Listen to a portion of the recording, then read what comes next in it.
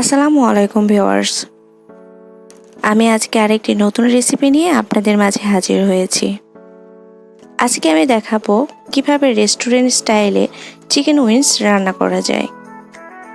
Recipe ভালো লাগলে channel অবশ্যই সাবস্ক্রাইব করবেন। তাহলে চলুন শুরু করা যাক।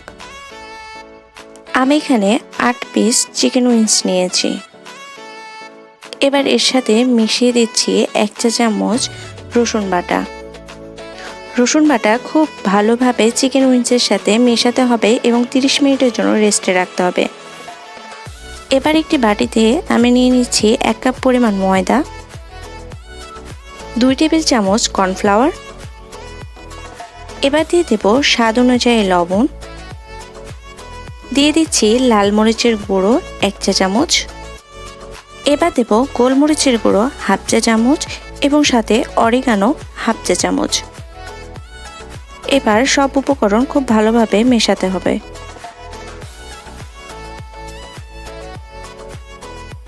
উপকরণ খুব ভালোভাবে মিশে গেলে এর মধ্যে দিয়ে দিচ্ছি চিকেন উইংস।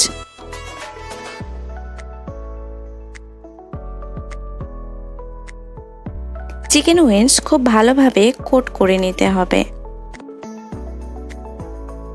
আমি আপনাদের দেখিয়ে দিচ্ছি ঠিক এইভাবে।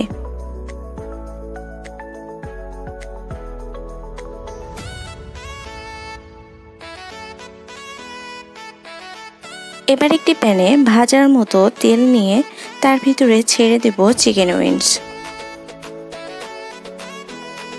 উইংসগুলো মিডিয়াম টু লো হিটে ভাজবো, এতে করে ভিতরের অংশ খুব ভালোভাবে সিদ্ধ হয়ে যাবে।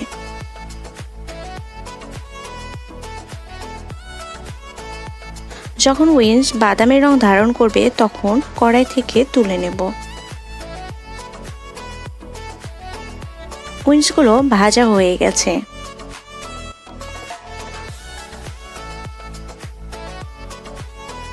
এবার ওই একই প্যানে আমি দিয়ে দিচ্ছি 1 কাপ পরিমাণ বারবিকিউ সস।